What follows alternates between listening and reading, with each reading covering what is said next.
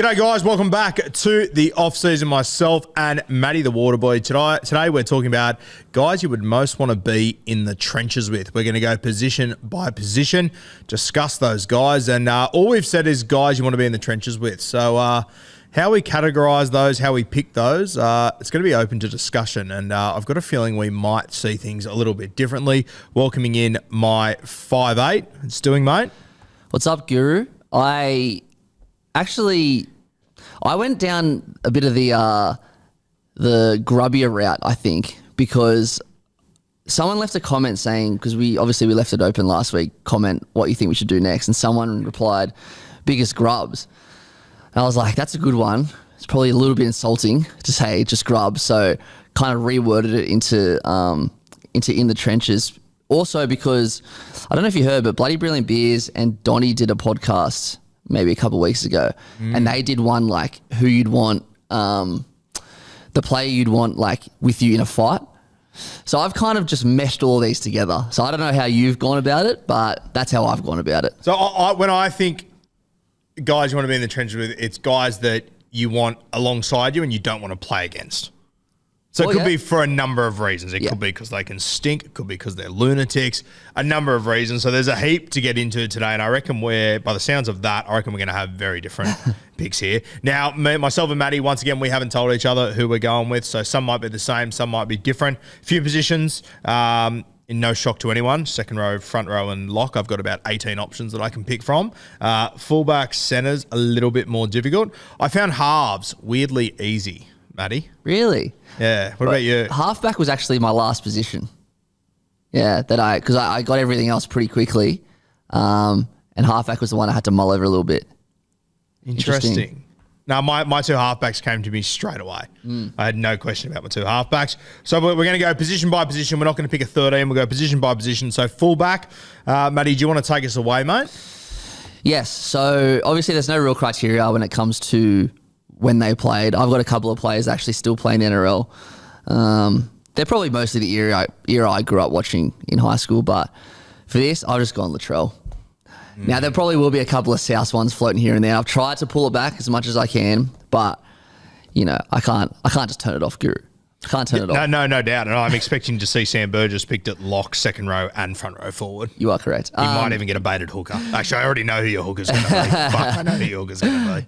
Yeah, so Trell, obviously everyone in my team are great, really, really good, great rugby league players. So that's obviously the first criteria. You want them in your team, not against them. But Latrell, isn't he just the last guy you want to play? Yeah. Because not only can he make you look like a fuckwit with the footy, if you try and arc up to him, he'll just belt you. He will bully you. Exactly. And he'll follow you and he'll chase you.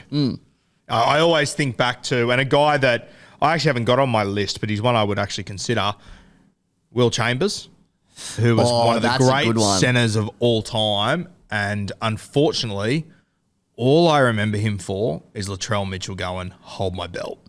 I'm going to finish you over the next 3 years. And he just went after him relentlessly. Will Chambers tormented us in a maroon jersey for so long. Will Chambers, you could argue he's the centre of the decade. Yes, without a doubt. And I felt sorry for him at the end of his career. It was brutal. And I felt sorry for him at the end of his career. I didn't feel sorry for him during the game. No, at the end of his career, I felt awful for him because all the fantastic things he had done, not forgotten, but would overshadowed be the fair word.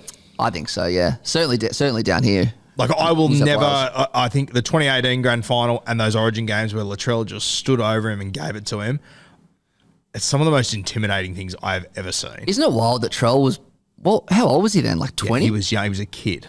Freaking and Will crazy, Chambers man. was 30 years old after tormenting the entire game for 10 years. Yeah.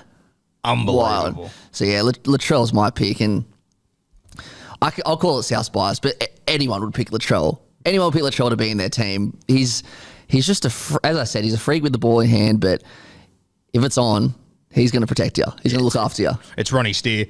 When I think about, the guys that I've picked here that I've got on my sheet, there's not many guys that I'd say are more skillful than Latrell as well. So yes, he's got the rough and tumble about him. He's got the odd suspension in him here and there and whatnot, but good God, the skill set and the passing game he has, just second to none.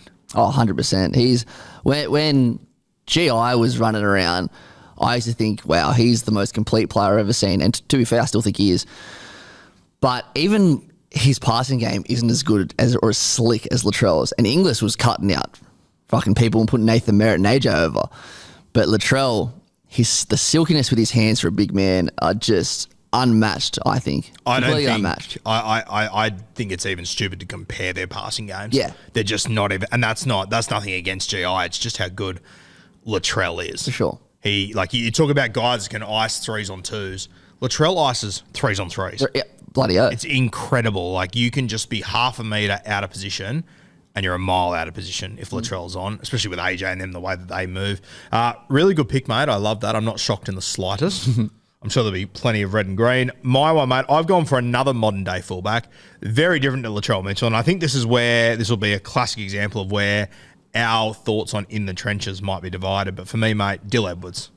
Okay. He's not going to have a stink. He's not going to cause havoc, but fuck, mate, the way that he returns the football in every single game and the amount of work he gets through, the thing I love about him as well is that, you know, essentially whoever he's playing against, the other fullback would go, I'm probably more skillful than you. I'm bigger than you. I'm faster than you. You shouldn't get it over me.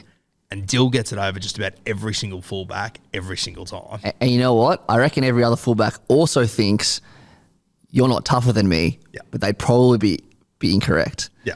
If you walk past Dill Edwards in the street, the last thing you would guess is an NRL footballer. Oh, 100%. He's just so unassuming, and then when you watch him play, mate, the game that stands out for me was in the bye round last year, and obviously he's a Clive Churchill medalist. He's done some incredible things, Dill. But is he a Clive Churchill medalist? Yeah, he was last year, wasn't he? Yeah. But the thing that I remember the most is that game against the Raiders last year. All the Origin boys were out, and I remember at about the 50th minute he got injured, and I thought he's going to have to leave the field. And he ran for about another 120 metres. Like, he finished that game in a body bag. Yeah. And I think it adds to it as well that, you know, he's probably not a guy that's going to play Origin. He's probably not a guy that's going to get rep honours. I think that just winning premierships is going to be his thing.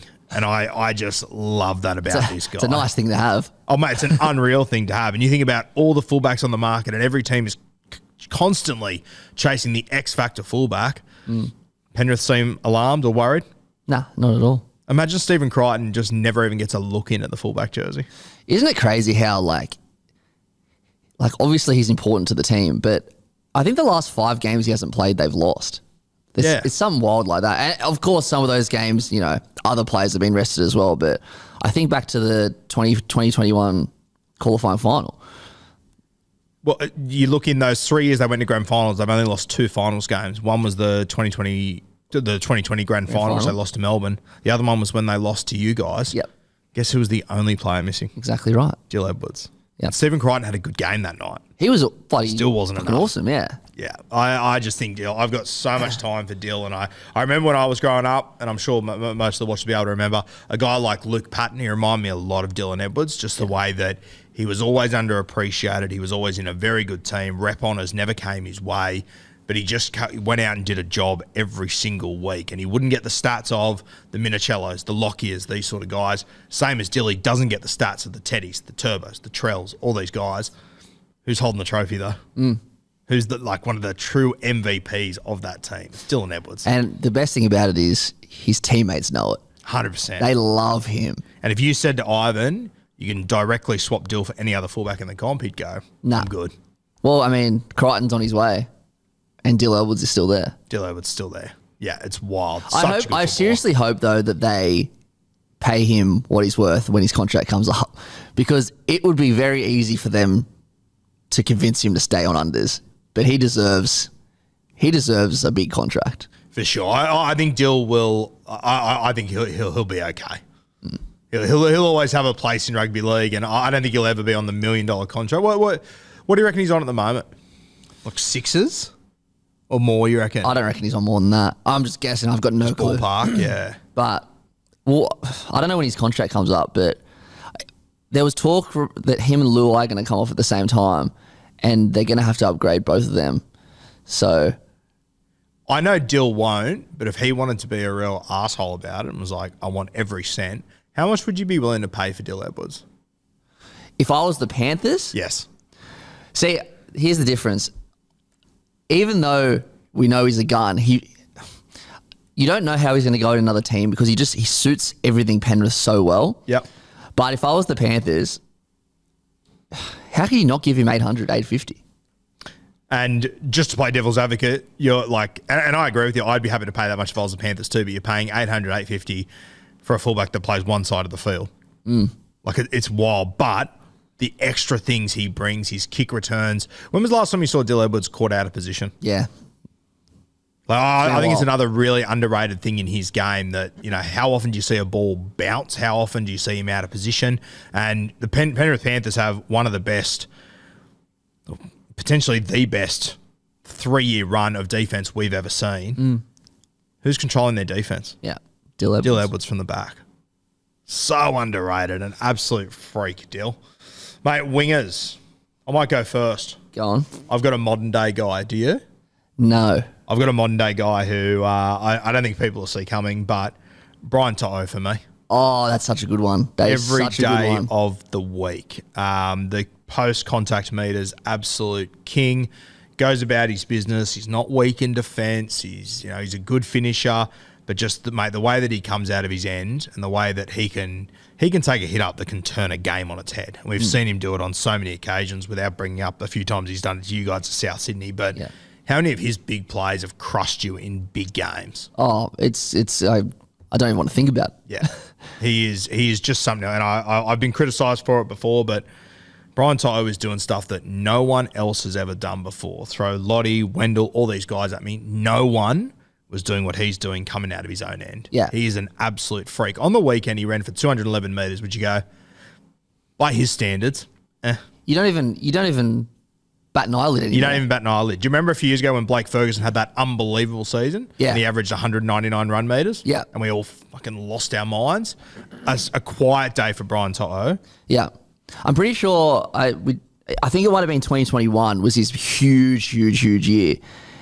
And he averaged something like 240 metres a game.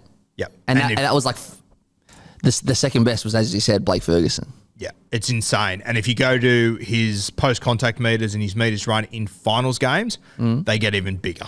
Yeah. He is just a guy that owns the big moments. As I said, 211 run meters on the weekend. He had 73 post-contact. Like, that's unbelievable. It's just insane what he is capable of doing. And, he's obviously had a couple of injuries and whatnot, but he plays so much footy between origins and, going on World Cups and everything. He just shows up every single time, Brian To'o. So there's wingers that are probably faster, better in the air, all these sort of guys. But I think more and more wingers are becoming so much more important in our game because of what they do coming out of their own end. And he is the absolute king of it. And he is, over a consistent period of time, the best at it we've ever seen, I think.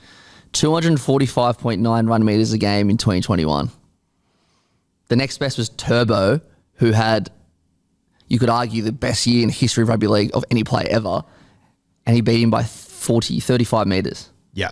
And also you need to keep in mind, and something to watch each and every weekend, Brian To'o runs for these unbelievable metres. Keep an eye on how many teams kick to him and allow him to return off a kick for an extra 20 metres. Give you the hot tip. They don't. Never. He's always taken the first.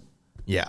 Brian To'o is so good at kick returns that it's actually lifting the stats of Taruva unbelievably because they only want to kick the ball to him. Taruva's never been a metre eater guy coming through the grades, but all of a sudden, because they don't want to kick to To'o, Taruva's now running for 200 metres per game. He's added zeros to his contract. As it stands, I'm assuming we're releasing this today. As it stands, who's your Brad Fittler medalist? Is it To'o? I'm close to renaming the medal, if I'm being honest with you. But if I had to pick someone, Brian To'o would be right up there. Mm. Isn't he just built for State of Origin? To'o, the way it is at the moment, he's absolutely built for it. Yeah, I think Brian To'o would be my guy actually. Yeah. Jeez, that's a tough pick, isn't it? Yeah, it's not good. That's so much harder than it should be. Yeah. That's wild. All right, Brian To'o for me. Who have you got, mate? I love that one. Hey, actually, before we start, I know this will annoy you and it'll probably won't annoy anyone else that's watching. Why on earth has the NRL website got rid of stats? What the fuck? Bro. Why would they do that? I don't know. It's fucking annoying. Now you have to go to more and then go all the way down to stats, or you have to type it into the box. Nah, So it is still there? So go to the side. Why would they do that? I don't know. Maybe they can only have a certain amount of things. I thought I'd lost it. That's the most illogical thing imaginable. And in the world of rugby league, pretty good knock. Winger, go, now that I'm done with my little temper tantrum. All right, I threw my pen at the hard drive then, so I'm just going to make sure I didn't. All right, my winger, Manu Vadavai.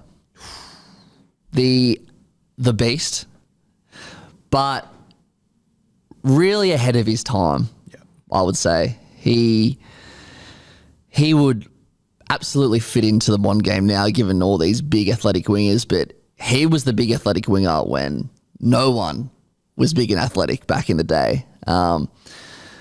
Manu, opposition wingers from that era always talk about, like I know a lot of players now talk about having to tackle Nelson. Back then it was opposition wingers having to mark Manu Vadavai. And the way that man could just find the try line was like nothing else. He was awesome. He was awesome. He holds a pretty special record in rugby league, which I don't think has been done by anyone else. He actually he scored more than 10 tries in 10 seasons in a row. Yeah. Which was unbelievable. So starting in 2006 where he scored 10 tries, he scored at least 10 all the way until 2015. Peak year 2010 when he scored 20 tries. It's actually 12. So the record must have been 10, but it's... Oh, wait, no, it's not. Sorry, I was looking at the wrong thing. Yeah, 10. 12 impressive, 10 still very impressive though. Sorry, 10. 10 you're seasons right, straight with 10 or more tries. Yeah. Unbelievable stuff from Manu Vadavai. And like, keep in mind, it's not like it's not like he played that 10 years at the Melbourne Storm. No. Standing on the end of a back line, putting the ball down.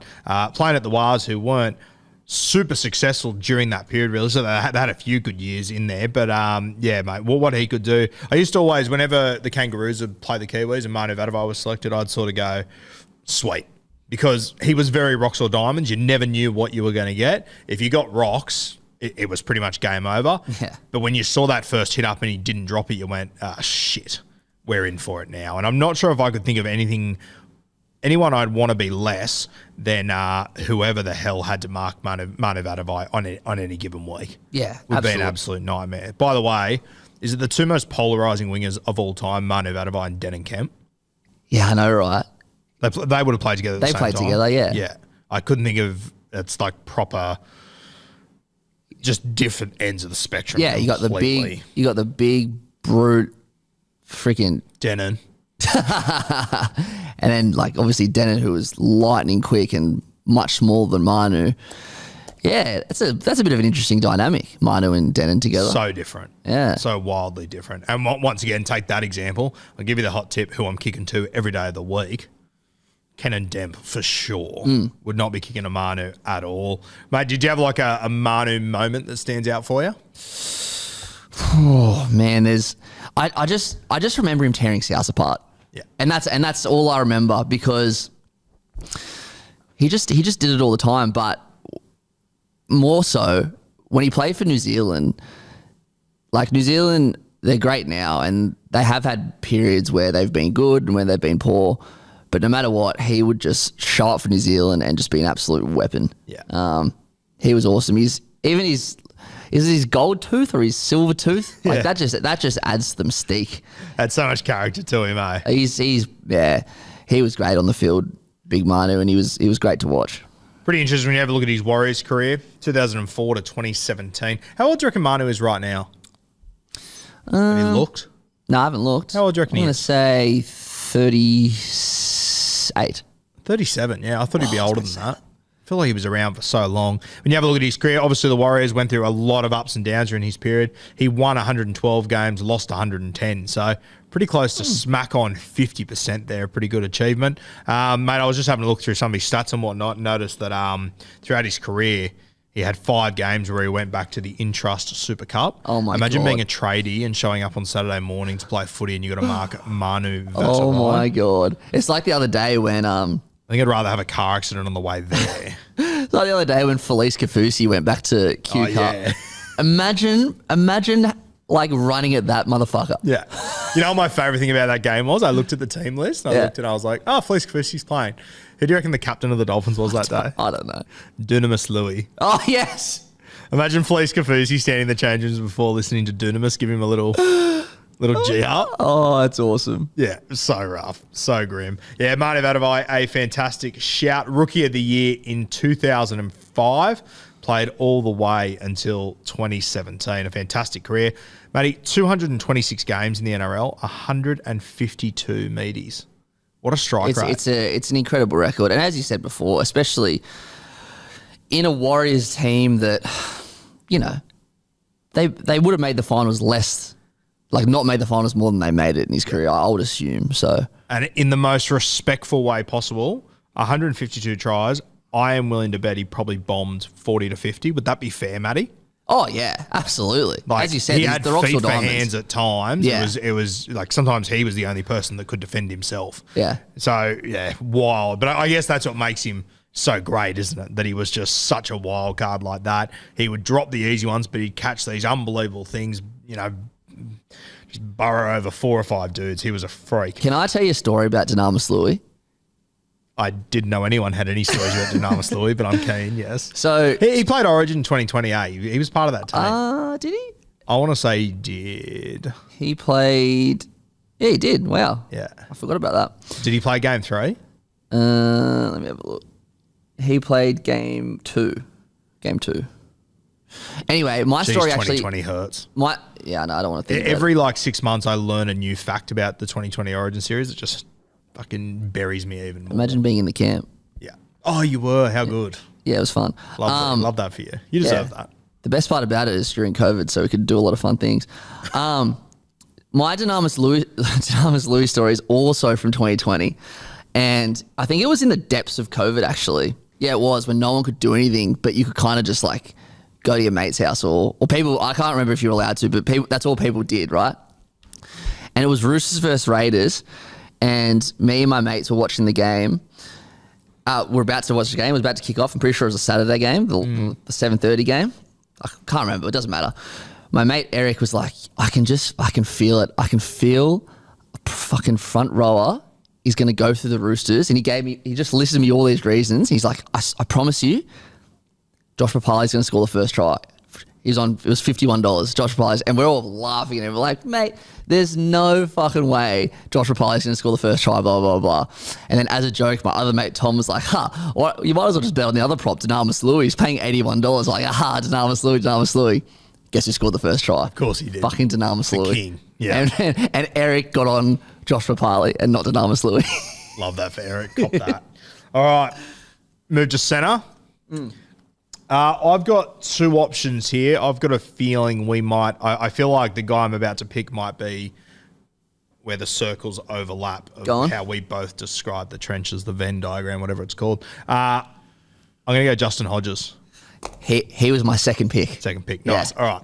So Hodjo, as Matty said before, loves guys that can have a stink, but also just the most skillful guy on the field. He was a freak, Hodjo, and he was just so intimidating, it's not even funny. And, mate, speaking about guys that used to torment New South Wales, good God, Hodjo was just on another level. I remember, was it Danny Badiris that he went after that night? Yeah. Yeah. Like, slit his throat to Danny Badiris. Probably the nicest guy the world has ever produced. Ever walk this planet, probably. Yeah. Him and Jake Trbojevic. And Hodjo just went, no.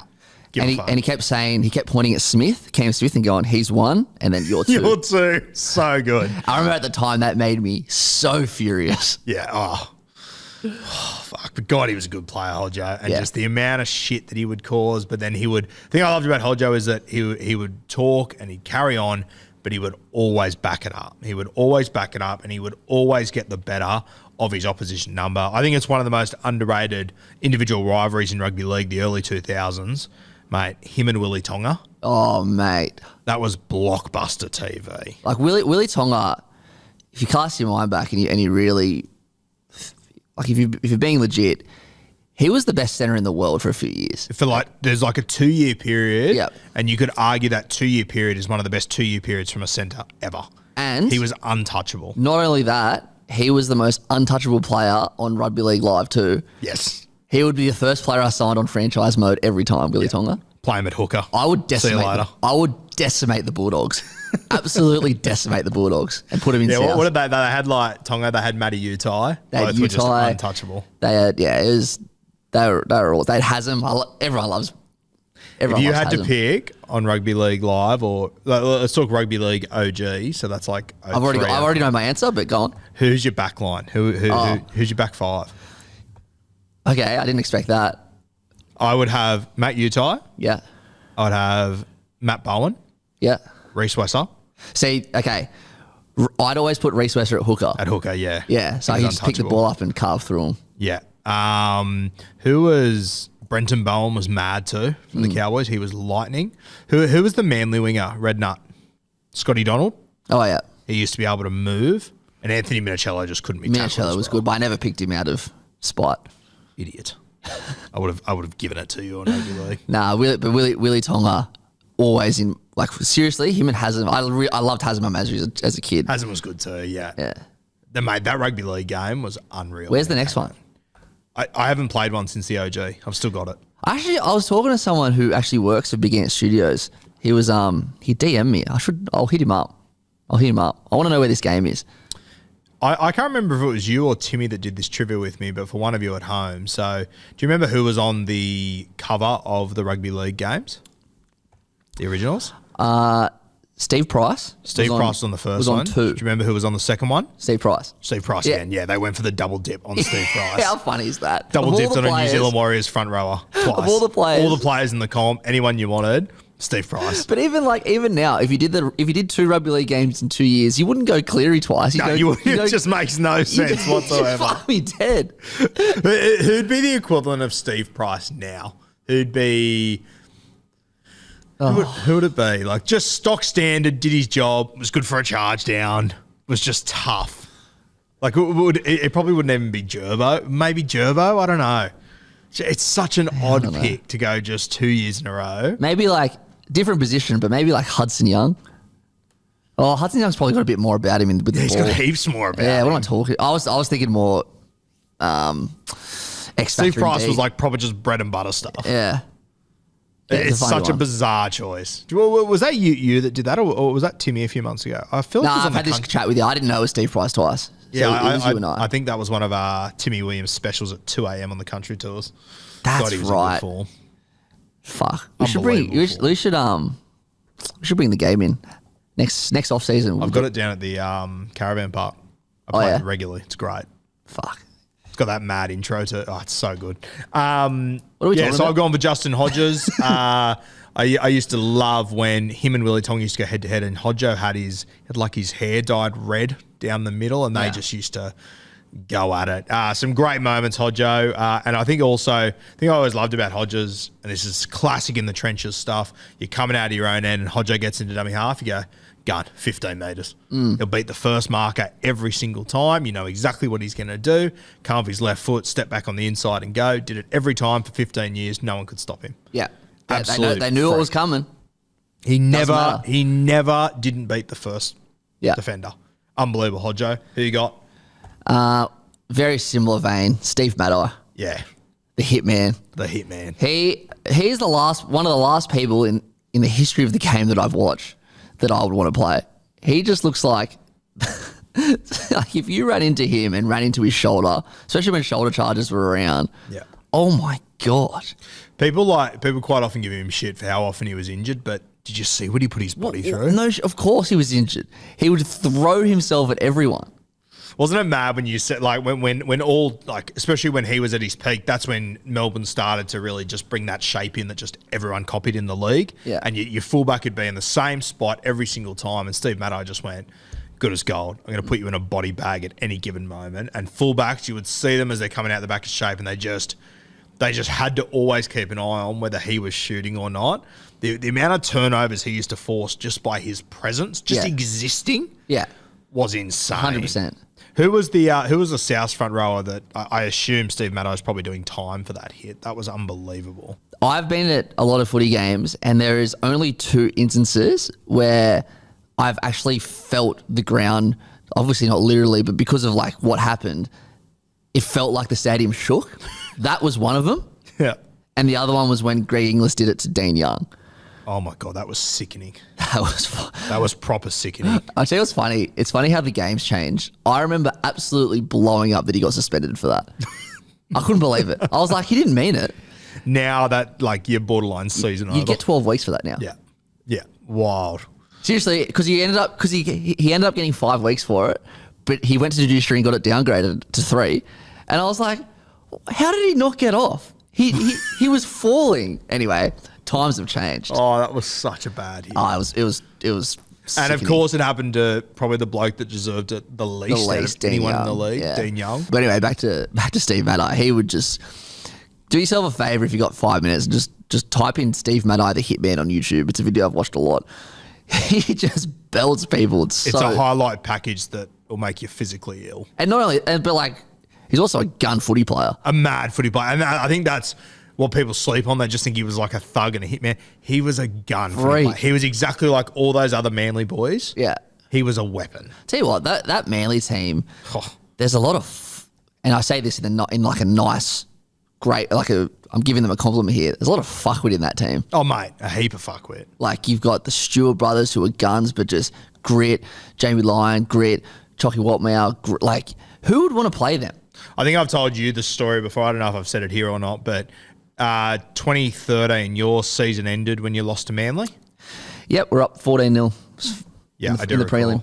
Tell you a funny story. That was my 21st that night. Yeah. And you're up 14-0 at halftime, and we decided to do speeches, and the place turned the TVs off. Did speeches for 30, 40 minutes, whatever, turned them back on, and the whole room just went, because you got done. So good. Hilarious. Yeah, it was so funny. Yeah, I thoroughly enjoyed it. Just half of Mascot in one room watching South Sydney choke unbelievably.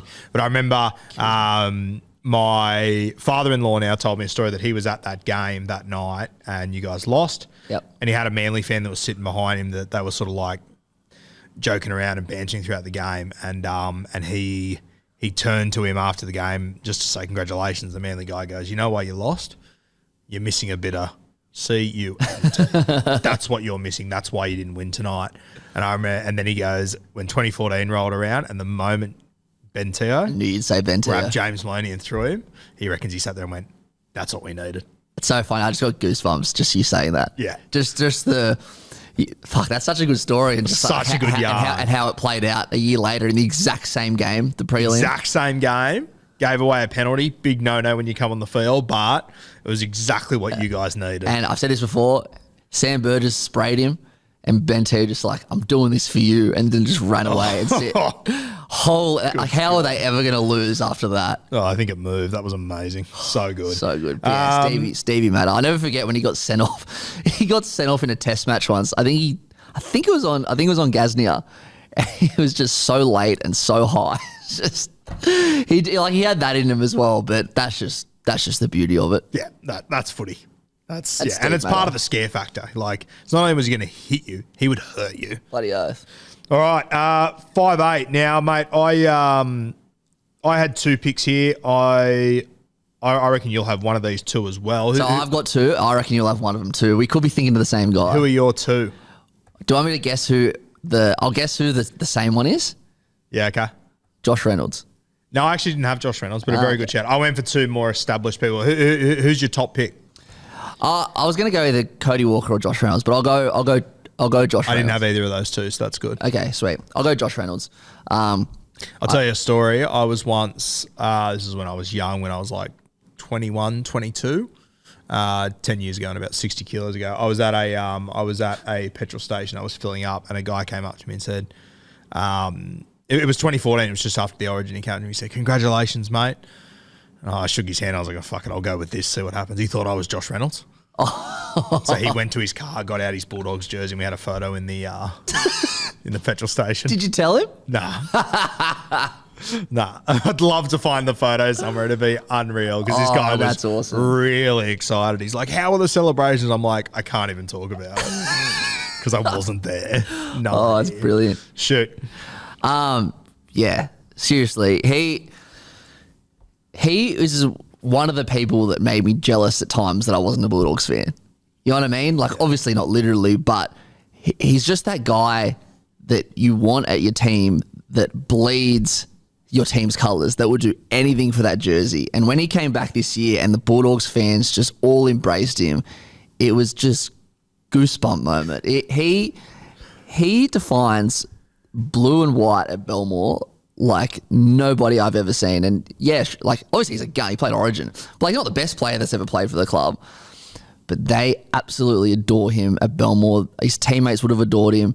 He is just someone you just want standing next to you when there's a game of footy on. Yeah, and I think that he obviously epitomises what Canterbury is, but I also think that he's close to the guy to just epitomise rugby league. Not the biggest, not the strongest, not the smartest, there's just, there isn't anything in Josh Reynolds that you go, you should be a gun or you should be a first grader, but he's just all ticker. That's true, actually. If I had to define rugby league in a person, I'd just show him a photo of Josh Reynolds. It is Josh Reynolds without a doubt. He can score a try out of nowhere and then he'll kick someone on the next play. And you just go, what the fuck just happened? And then he'll go to Origin and beat the greatest team of all time. And you're like, sure, it's Josh. It's Grub. I tell you what, that game 1 2014, which I bang on about because I love it, he was so good that day. So good. So good. Yeah. And I personally thought too, mate, your grand final, obviously the scoreline blew out at the end, but I was sitting there at halftime going, Josh Reynolds is on one tonight. Yeah. Yeah, like he was by far and away Canterbury's best player that evening, I thought. Easily. He was the only one that fired a shot, really. Yeah, he was fantastic. During that, the main one was obviously the Benny Barbie year was 2012, but like that kind of era where Josh Reynolds would, just off the back of him, like all he had to do was feed bar with a ball sometimes, but mate, like as I said, there were like more skillful players around him, but no one had as much ticker, as much heart as Joshy Reynolds. When he came back this year, he played his first game against, who did Matty Burton kick that field goal against? The Cows? The Cowboys, in Golden Point. Yeah, it's Cowboys game. He came. That was his first game back. Yeah, and me and Timmy we went with Blue Wealth Property to that game. So we're in like the chairman's lounge. So we're with like all the Bulldogs officials, so all the diehards, right? Yeah. And Josh Reynolds, that was his first game back. He ran onto the field and he ran so hard and fast onto the field that he just ran into the line and went to make the first tackle. And I can't remember who it was, but they put like the slightest left foot step and Josh Reynolds just slipped over and the Cowboys made a line break and all the Bulldogs officials went, oh, that's Grub. It's like they were happy that he missed the tackle just because he went in at 100 miles an hour and they were like, it's fine. That's so perfect. It doesn't worry us. That's just Grub. And then he gave away a penalty the next set and they were like, Grub, he's back. It's like, what is going on? How can you be stoked about this? But he's just like, I think that no matter what club he was at, I think he would have had a similar effect to what he's had at Canterbury. I agree, for sure. Yeah. He's just such a lovable character. And I think those scenes when he had his last game at Belmore, unbelievable. Yeah. And that when he was like carried off, that was bloody brilliant. And even like he only played a handful of Origins, but he was just one of those people that just fit the Origin arena. I remember one game he, obviously it's illegal, but whatever. He just put Brent Tate on his head. Yeah. And it was just, you're just like, fuck yeah. Fuck yes. Love that. Yeah. And then he went to judiciary, kind of same thing. You just like, fuck, don't get suspended. And he didn't, came back for game 3, whatever it was. It's just. I don't have the numbers in front of me, but I would assume he got suspended for tripping on at least 3 occasions. I know. And I'm completely okay with it because it's him. It's so weird. Yeah.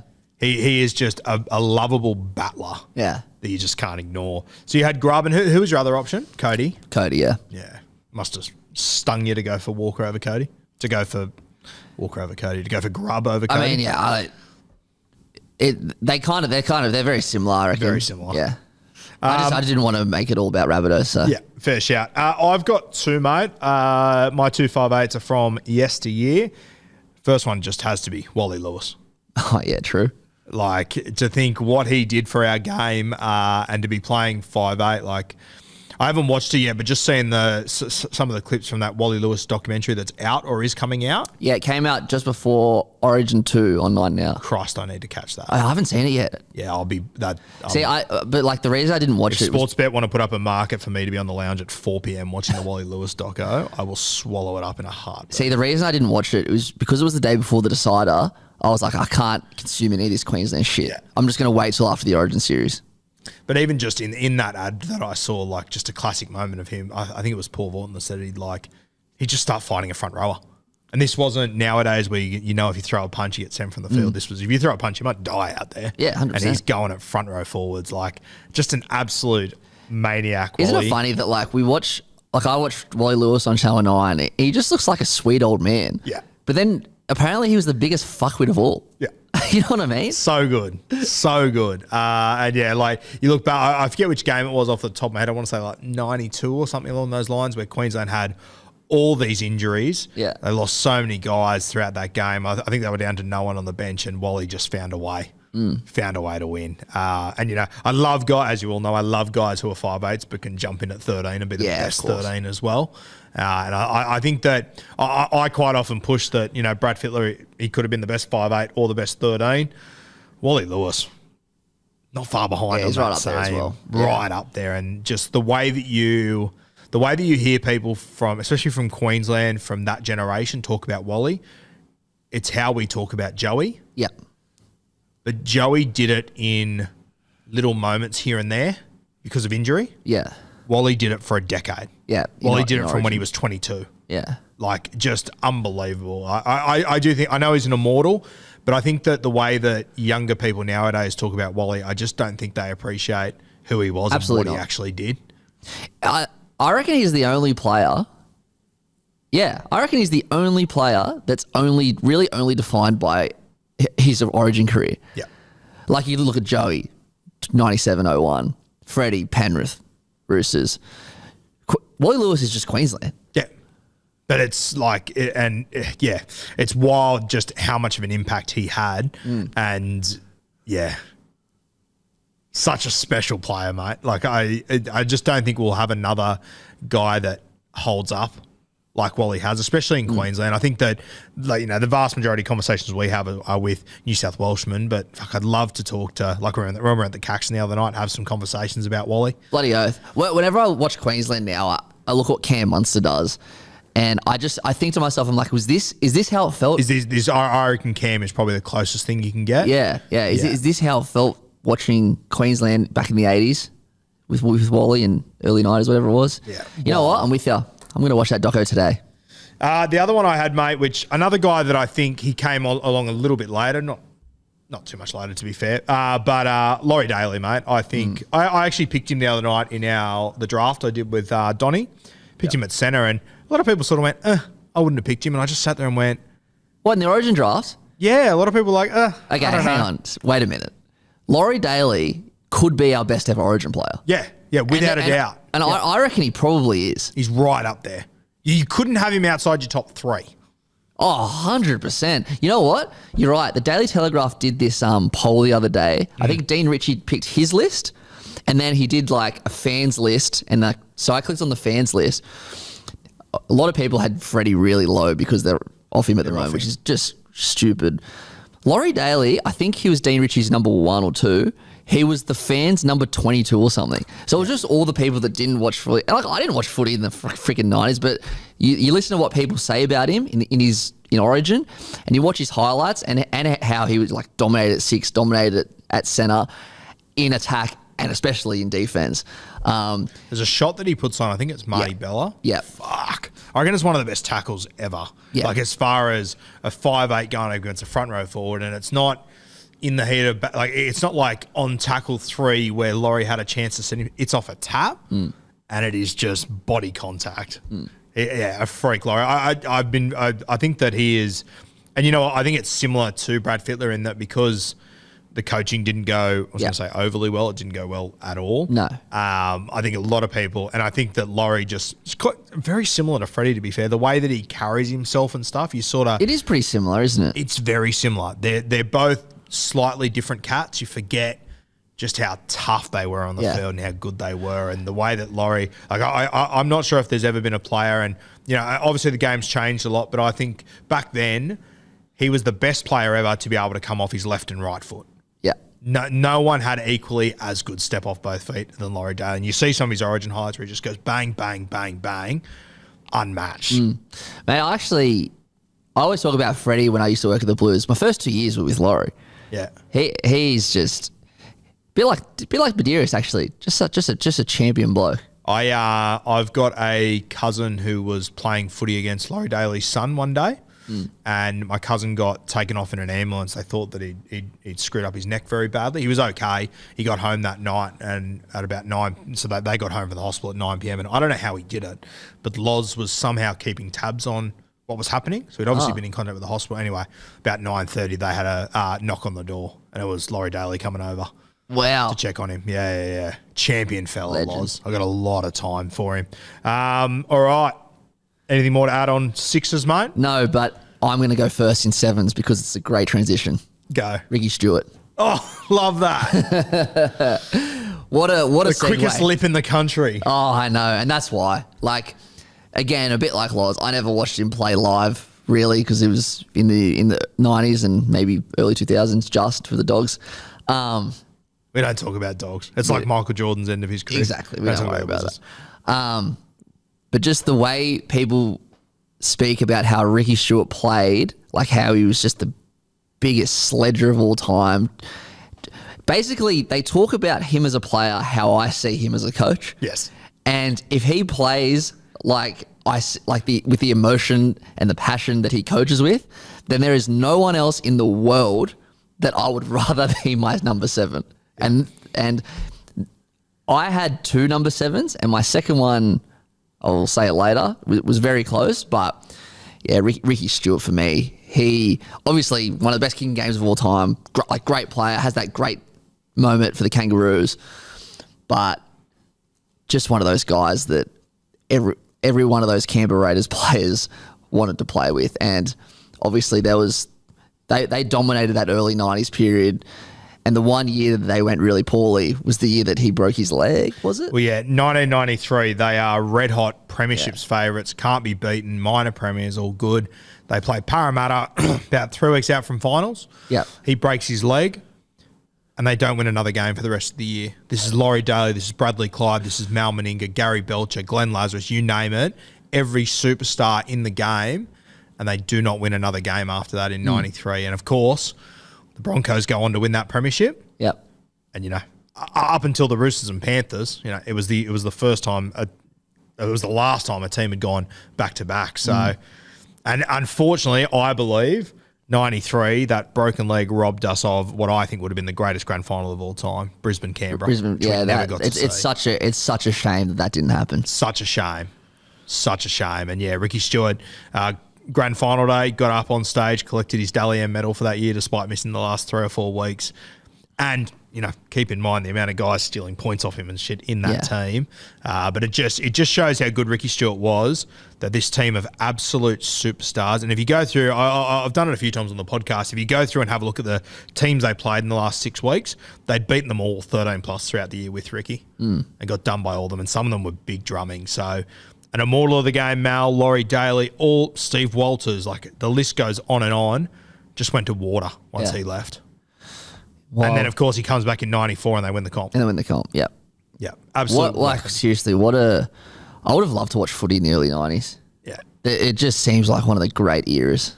And I personally think Ricky, when you consider the footballs he was playing with compared to nowadays, I think he has got the best long kicking game of any player ever. And I really don't think it's even a competition.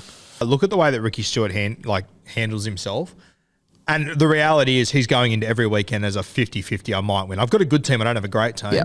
Imagine how much shit he would have spoken when he had Laurie Daly, Mal Meninga, Nandruku, Gary Belcher, Bradley Clyde, Glenn Lazarus, Steve Walters. Like, he just would have gone into every game going, you're not going to beat me anyway. I can do whatever I want, whenever I want, and it won't matter. Yeah. Yeah, I think it's sickening to even imagine. It's unbelievable. I've heard Matty Johns talk about it when he talks about the greatest teams ever, and he describes it perfectly. He goes, that Broncos team, they were unbelievable, but they'd be happy to beat you 36-30. Yeah, right. That Raiders team, they'd beat you 40-4. Yeah. It was just demoralising. Ruthless. And hearing him talk about like when him and Andrew Johns would go to Canberra and they'd get the 2-minute bell, they'd just look at each other and go, fuck. Shit, we actually have to go out there and deal with these guys. Incredible. Far out. I think Ricky's a great shout. I just had a random thought. Yeah. Did you used to have that DVD, that VCR, growing up? it was like a 5-minute highlights package of every grand final from I think 1980 to 2004.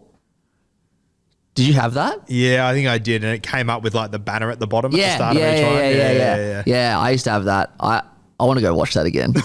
I want to watch early 90s rugby league. Who's your halfback? I had a VCR of the 1990 Kangaroo Tour. Oh, sick. Mate. And that's why I talk about that thing so much. I can pretty much recite to you that entire series, what happened, who played. Alfie Langer broken hand in game 1. Alfie Langer was actually my second choice of halfback. Love that. Yeah. Love that pick. I picked 2 halfbacks. Yep. Look, one of them I picked is so obvious, but I just think Joey fits this perfectly. Yeah. I was thinking Joey, but it's very easy, and he's just got that mentality that not many have. Joey, I thought it was too easy, mate. My other one, I'll give you one guess, and I'll give you one clue. Cattle dog. Oh, Tommy Raudonikis. Wow. The absolute in the trenches king. In fact, if he's in the trenches, I don't know if I want to be there. It's probably a little bit too hectic for me. Yeah. He's just on another level. And you look at the old clips of when he was playing and then when he went into coaching and but it was just it's just like we can't even imagine what it was possibly like. And we've spoken about those Origin series and stuff like and you'd probably have plenty of stories from those that you've heard from camp, but it was just like I think he had one Origin series where he said to the Blues, like, they're in the same place as the Queensland Roads. He said, you don't talk to them. Yep. You do not talk to them. So they're at the bar, and I think Queensland clued onto this. So they're like coming up, trying to start conversations, and they just weren't allowed to talk to him. He's just a different character, eh? Yeah. The stories I've heard, I hate when people do this. Like it drives me up the wall. But I've got one that I'm not allowed to. I can't say. But if you ever bump into me, just ask me about the Tommy Raudonikis story, and I'll buy you a schooner and I'll spin you the yarn, because it is the funniest story I've ever heard in my life. So just have that in your back pocket if you ever see me in public. I'll tell you after. It's so good. He's honestly, he just had a screw loose, clearly. Yeah, 100%. Yeah, I remember talking when I had Mark Burris on the podcast a couple of years ago. He spoke about, I think when Wizard first sponsored the Blues. Yeah. I'm pretty sure that was the year that Tommy was coaching, or one of the years Tommy was coaching. Yeah. Or something, or the first time he was involved with it. So he got to go to like their bonding night, and he just said it was like nothing he'd seen before. Yeah. He just stinks going on everywhere and all this shit. And then at the end of the night, Tommy just sort of went, well, we're good now. Yeah. We're sweet. If that happened now, Origin might get cancelled. Oh, for sure. But he was just different. I'm pretty sure the Origin schedule back when Tommy was in charge was the first 2 days were wake up at the Crown Plaza or Coogee Plaza, whatever is in Coogee, go to the Coogee Bay Hotel, bet on the horses for the whole day, drink. That's the first 2 days, basically. Then the Wednesday, train, back to the pub, drink. Like that's pretty much all it was. I love the story that Joey tells after Jamie Goddard punches him and he's getting stitches in his mouth and he's got Raudonikis in his face. And Joey's like, it's like he was spitting cigarette butts at me and just fucking wailing into me. It's so good. Absolute legend. Fuck, we lost a real one in Tommy. Bloody oath. If you want, we said before, like Josh Reynolds defines rugby league. Tommy Raudonikis defines rugby league. Defines what rugby league really was. Bloody oath. Yeah. All right. Should we move into the engine room? Let's do it. We're getting interesting. You want to start at front row? Yep. I've gone not overly left field, but I don't reckon he'll be a guy that'll come to mind straight away for a lot of people. Ruben Wiki. Love that. Yeah, Ruben Wiki. Obviously started at the Canberra Raiders, was a centre in the early days, moved over to the New Zealand Warriors, partnered up with the face of Rugby League on PlayStation there, Stevie Price. And Ruben Wiki, he just caused havoc for years. And I think the moment that probably summarises him, Sia Soliola coming out of Marcelin College, heading over to Mount Smart Stadium. It was the night of the blackout when Sia Soliola was playing centre back at the Roosters. And what Ruben Wiki did to him that night, it keeps me awake at night whenever I think about that hit. That was the most brutal thing ever. And Ruben had the ball. Crazy. Unbelievable. The fact that Ruben Wiki played 320 games, whatever it is, 311 games in first grade and like couple 55 tests as 55 well. tests. I think he holds the record. Yeah. But like to play that many games and play that the way he did is nothing short of remarkable. Nothing short of remarkable. Yeah, made his debut in 1993. So these were some of the guys that he debuted with: Belcher, Nandruku, Daly, Stewart, Walters, Bradley Clyde. I mean, wild to think you then get to the back end of his career and have a look at, you know, he retired in 2003. Like, geez, he played for a long time at a high level. Well, no, he retired. No, sorry, not 2003. 2008. Sorry. Jeez, I was just looking at the Canberra Raiders. Sorry, yeah. Fuck. Well, he was, remember when, like, obviously Australia, Kangaroos have a lot of golden eras, but probably done more so than when Joey and Lockie and all them were playing. I can't remember who was playing in the 2005 one, but the 2005 Tri-Nations was when the Kiwis smoked us 24-0, and Wiki was the captain of the Kiwis that day. My God. What a career. I have a story about Ruben Wiki. So I was at Henson Park. Yeah, one of the grades. So it was Newtown versus the Warriors in New South Wales Cup. And I was just like chilling on the sideline. And this guy came up to me and said, "Oh, do you want this Gatorade?" And I looked up and it was Ruben Wiki. And the whole team was like walking off at the same time. He looked in better shape than every single player on that field. And he was the trainer. He'd been retired for like 10 years. I remember I started watching very closely during the COVID period because he was putting up a lot of videos doing like gym workouts and everything, and yeah, looked fitter than when he played. He looks like he could still play. Yeah, I have no. Well, he came back in the Nines a couple of years ago. Didn't miss a beat, remember? Did he? Yeah, he came back and played for the Warriors in the Nines. Was that the Perth Nines? No idea. Yeah, right. He came back and played in the Nines and looked unreal. Yeah, right. I don't remember that. Freakish player, Wiki, and obviously, you know, moved from centre all the way into the front row and absolutely dominated once getting into the front row. A great story that Michael Witt told me once, and I've told on the podcast before, that Ivan Cleary essentially tried to retire him, told him to retire, and he was on about 293 games, and Michael Witt came into the gym one day and found Ruben Wiki like in the corner in a puddle of tears, essentially just heartbroken. And all the Warriors boys, they bonded together and said to Ivan, "No, fuck it, we want him, we need him. He means too much to this team and to this franchise." So ended up staying in Ruben. He got sent to reserve grade, played there for a number of weeks, like something like half a season or something. Injuries happened and whatnot, and then he got back into the team, and then he played every game the year after and cruised past 300. So, yeah. And I'm pretty sure the guy. Oh. And I'm pretty sure he was the oldest player in the NRL when he retired. So, like, if you think it now, like, obviously it's a bit more common now to play, you know, until you're like 34, 35. Like, back in the day, if you're 30, your career's basically done. Well, that's what, like the old saying used to be the wrong side of 30. Exactly. When he retired, he was close to 36. And he was playing in the Now middle you're of the looking field. at the wrong side of 33. Yeah. Realistically. It'd still be impressive now. Yeah. But back in 2008, it was crazy. Yeah, incredible stuff. One of my favourite players of all time, Ruben Wiki. Who have you got, mate? Pretty obvious one, Paul Gallen. Yeah. Just love him. Just absolutely loved him. He played captain of the Blues in the most devastating era where Queensland just dominated. But Paul Gallen was literally our inspirational leader at that time because he just kept showing up, performing, pretty much dominating by himself. I'll never forget 2011 Game 2 where he played in the front row and played 80 minutes, he was the second guy to ever do that, and he was just unstoppable that night. And I think people nowadays will hear 80 minutes in the front row. Sure, Haas does that every few weeks. Nah, not the same back then. Yeah, the game has changed so much. That was just I remember waking up that next morning and reading his stats in the paper and just going, my God. Typo, maybe.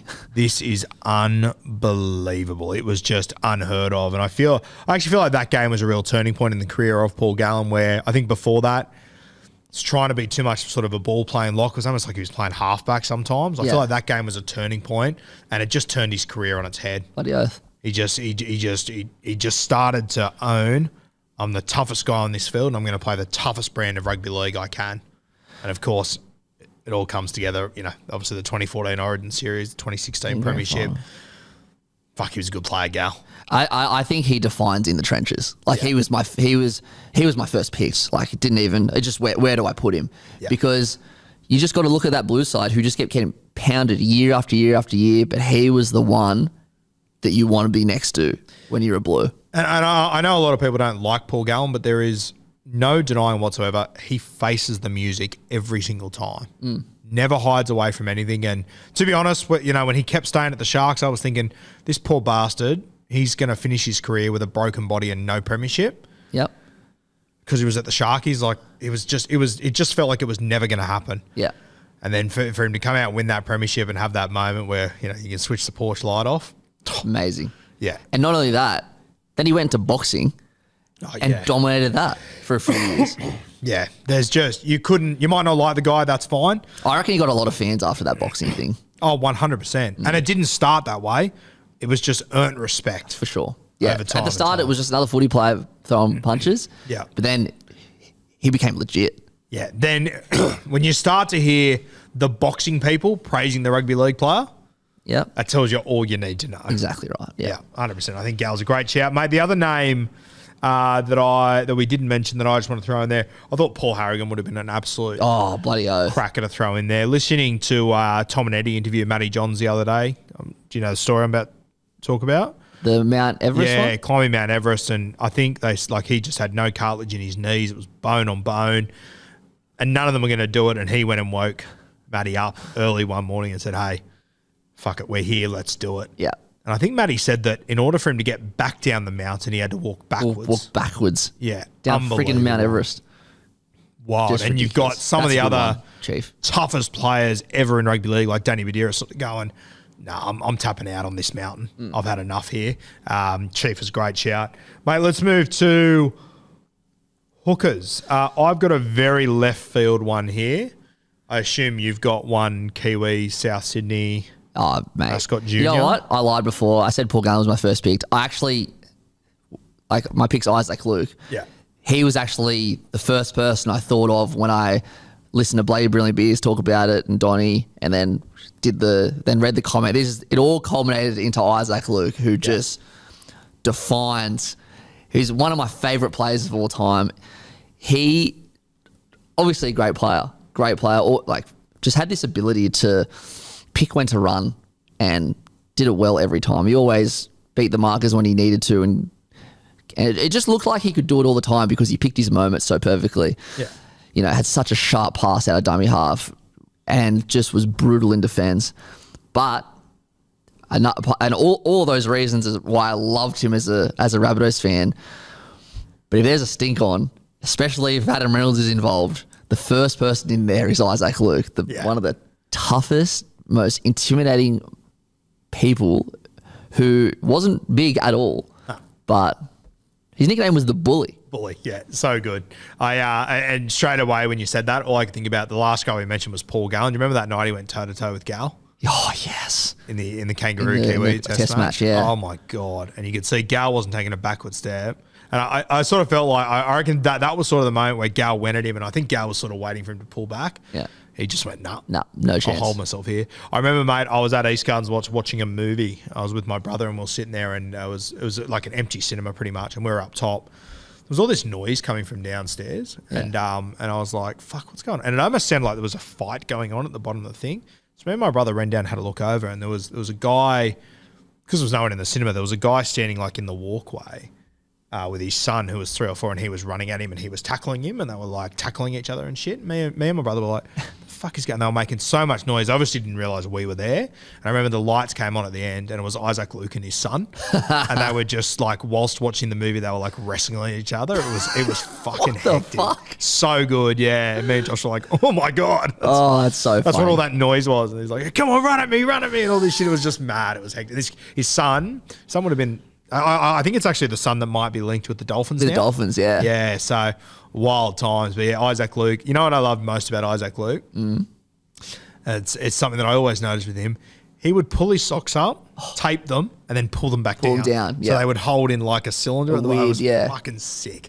Obviously, mascot Jet as well, I think, Isaac.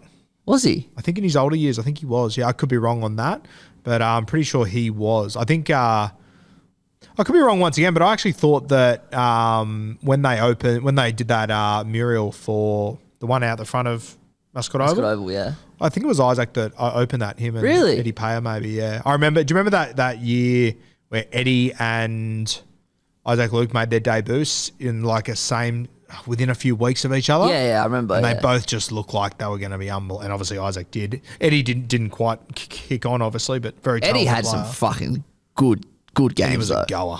Yeah, He ran it. The way he ran the ball was pretty brutal. Yeah, he was brutal. Yeah, but Isaac Luke, one of the greats. And yeah, I think when we talk about, obviously Cameron Smith dominated that era. And I think quite often when we think about the guys that competed with Cameron Smith, I think everyone looks at that period where Josh Hodgson had a year or two where he was unbelievable. Yeah. Mate, Isaac Luke, he pushed the envelope on many, many occasions with Cam Smith. 100% he did. He was such a good player. He's Great still playing. player. He's playing for South. I think he's playing for South Logan at the moment. Is he really? I think so, yeah. I could be wrong, but... Once again, imagine being a tradie and showing up and having to play Isaac Luke this weekend. Far when he's out. old and got a point to prove. No thanks. My one mate, he could play halfback, he could play hooker. I've spoken about him before. He's one of my favourite players of all time. Michael Monaghan. I'm going to say Michael Morgan, who's also one of my favourite players ever. Future Tigers player, Michael Morgan. God, that broke my heart when I read that. Broke my heart so much to think Michael Morgan could come back and play for the Tigers. Anyhow, Michael Monaghan. Yeah. Played for, can you Dior, Matty? I want to say he was playing for Manly around the 2010, 2011 sort of mark. Might have been earlier. Bit earlier. So he played Canberra 2001, 2002, 2003. Wow. And Manly 2004, 2005, 2006, 2007. Oh, so he just missed it all. Yeah, right. Fuck. Mate, he was. Did you remember him? Yeah, of course I do. Tough as nails. So tough. And obviously, could play halfback, so he had a nice little kicking game and everything, but he was... I quite often think that when you look back on that era, they say that Ben Kennedy had a huge influence. I think the influence he had as well is really underappreciated. He just had that steely edge to him. He was a good footballer. I think whenever we talk about the Monaghan's, I think everyone talks Joel, mate. For me, I'll take Michael every day of the week. Yeah. He's got that tough Canberrian grit about him. Proper grit. That's the exact word for him. Yeah. One of my favourites ever. I think he's one of the most underrated guys we've seen. Obviously didn't reach the heights of rep football and all that sort of stuff, but threw it around with the absolute best of them week in, week out. Second row forward. Mate, I have got about 30 options here and I could throw a dart and hit one I'd be stoked with. Who stood out for you? You know what? I actually got one that I thought was quite obvious, and I was happy to stick with one. I've just gone Boyd Cordner. I would have guessed Boydie Cordner. Yeah, he tough carry king. Could run a line. Former captain of New South Wales, and what a choice it was. Like to take over Gal, who was obviously our inspirational leader for so long. Boyd, in the media and that, didn't really say a lot. But the way he spoke to the team, like I would sneak into the change rooms and like overhear it sometimes. Yeah. It was just, it fired me up and I wasn't even playing. But he's just one of those guys that for the Roosters, no matter what position they were on the field, if Boyd Cordner was going to take a tough carry and he was going to try and get you out of trouble, and if he didn't get you out of trouble, he was going to do his fucking best. Yeah. Just a player that was so tough that actually shortened his career because of concussion. That's just how he played. He just played head over feet. You speak to anyone who played with Boyd Cordner and they would say he's the one guy you want standing next to them. Yeah, for sure. I think it's interesting with Boyd Cordner, and I think that if he was a halfback or a 5'8", we'd probably talk about it a little bit more than what we do. But I think people forget he won back-to-back Origin Series and back-to-back premierships in the same 2 years. 18 and 19. And he was the captain. Yeah, he was the captain of both. Unbelievable. Once again, I think if he was a halfback or a 5'8", or like a key position, I think that would be spoken about so much more, and it would put him into legend status, which for me it already does. And throw in the 13 premiership and the 14 Origin. Yeah. 3 prems. Mate, and you throw in the story of the 13 premiership. He's pretty young in his career at that point. I think there was 5 weeks to go in the season. He was ruled out for 8 weeks. Yeah. And he said to Robbo... it was worse than that. There was 6 weeks to go. He was ruled out for 12. Unbelievable. And he said to Robbo, no, fuck it, I'll be there. I'm playing. And I think he came back in the... Did he come back in the prelim or did he come back in the grand final? I think he came back in the grand final. Let me check. I think he started at lock in the grand final of 2013. So 2013, he came back in the grand final and started a lock. Unbelievable. And he came back that week after coming back 6 weeks early.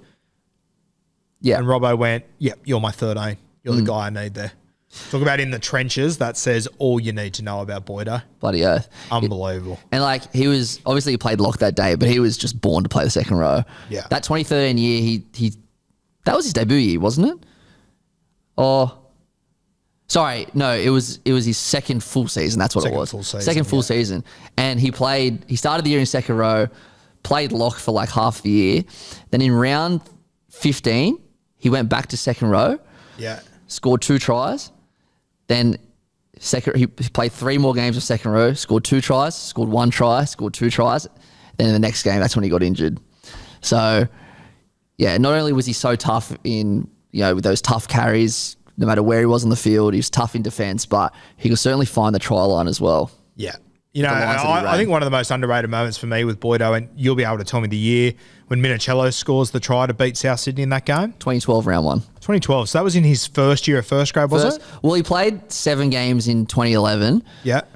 But, it's not really. Like, so he makes a break in that game with the game on the line being a back rower. Yeah. And he just backs himself and puts in a grubber from 40 metres out. 40 out. That was his 8th game of first grade. Oh, my God. It is so slept on, that moment. I know. We all talk about the try, but Boyd Corner, even to just after 8 games have the presence of mind to be able to go, okay, this is what I need to do in this moment, get it right. Like, how many grubbers of 40 metres do you reckon Boyd Corner put in throughout his career? That's probably the only one, to be honest. One, and he nailed it. Yeah. Couldn't have got it better. So, yeah, champion player Boyd Corner. I've got all the time in the world for him. He was one of the 4 or 5 on my list.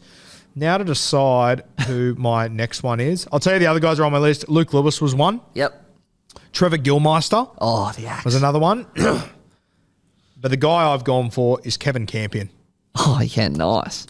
There was some stat, and I'd love to get it up, about they reckon that he averaged something like 60 to 70 stitches in his head per season or something. It was something outrageous like that throughout his entire career, because he would just lead with his head in everything he did, and it would split in a heartbeat, and he would just play on without even being concerned about it. Kevin Campion, one of the toughest guys ever. There's an old yarn that in the 2002 grand final, and it's a weird story, this one, because I think the Warriors don't want to talk about it, and I think the players, it hurts them too much to talk about it, but I've been told this story by a couple of guys, and it sort of changes each time I hear it.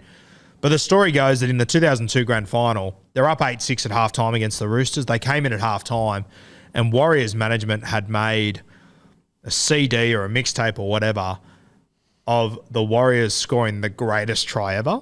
And it was commentated, and it featured every player that was in that grand final. It was meant to inspire them. And they started playing, and apparently Kevin Campion just got up, got whatever device was playing it, and just smashed it on the ground and went, what the fuck is this? Got a game of footy to win. And, of course, it didn't play out overly well for the Warriors. Richard Villasanti almost kills Freddie, and then he goes on a tear. But Kevin Campion, mate, tough as nails. Not many tougher that have played our game than Kev Campion. Have you got any memories of him, mate? Oh, he's just built for... He played 6 games with Queensland. Just one of those guys that just built for that arena. Unders. Yeah, like should have played way unders. more. You know what? Should have been in our podcast last week. He should have been, yeah. 240 first grade games. He could find a club, couldn't he?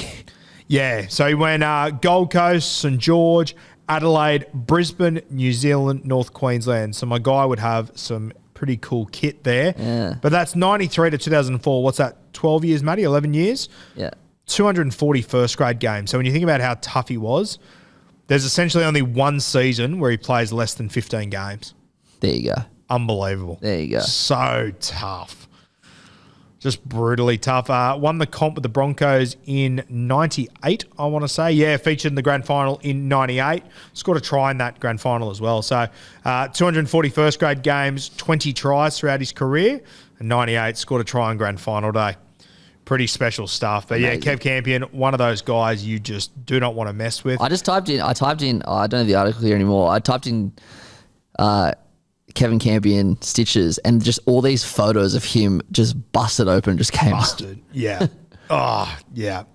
Living up in Queensland, doing very good things, Kev Campion as well. So shout out to him, a champion fella. Mate, lock forward.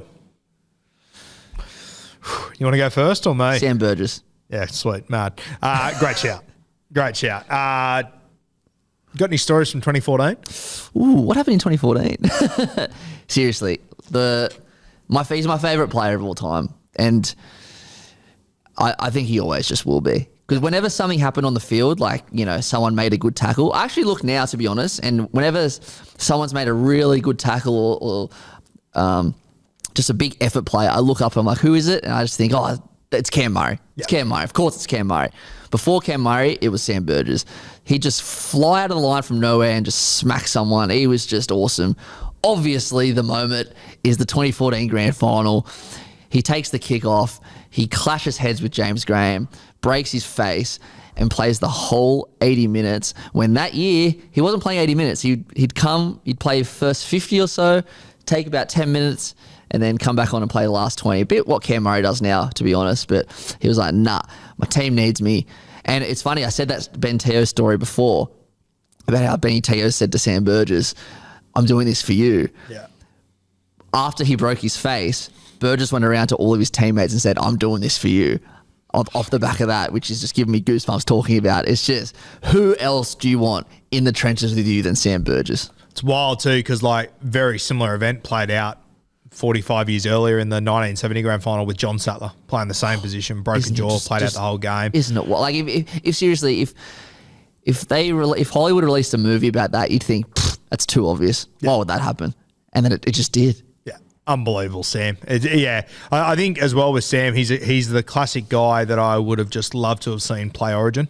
Yeah. Oh, because he was 100%. just made for it. He would have dominated it, and it would have just elevated him to another level. He obviously had a lot of injuries at the back end of his career too, Matty, which... Yeah, a lot of injuries. He got suspended a fair bit as well. But you know what? That's how he played. So, seriously, when South fans complain about his suspensions and his injuries and stuff, I'm like, well, you're not going to get Sam Burgess if you don't have this side of him as well. Yeah, exactly, so you just got to cop it. Yeah, there's a million guys you could go and pick that won't get suspended. Exactly. But they won't win you a grand final. Yeah. Like Sam did. Man, he's the most inspirational guy. He was easily my favourite ever player to lace on a boot, no doubt. I still remember the first time I saw him was when he put that shot on Fui Fui. He was 19 years old and Moi Moi was at the absolute peak of what he was doing, line drop out. If you haven't seen it, go and watch it because Sam Burgess, and like they run at each other from 40 metres away. And he's 18 years old at this point. Unbelievable. And this is when he hadn't played a game of NRL. He wouldn't play a game of NRL for 2 years after that because I think it was in 2008. And he came in 2010, I think, or 2010. I love the story that Rusty tells. I think he calls it the starry-eyed man. Yeah.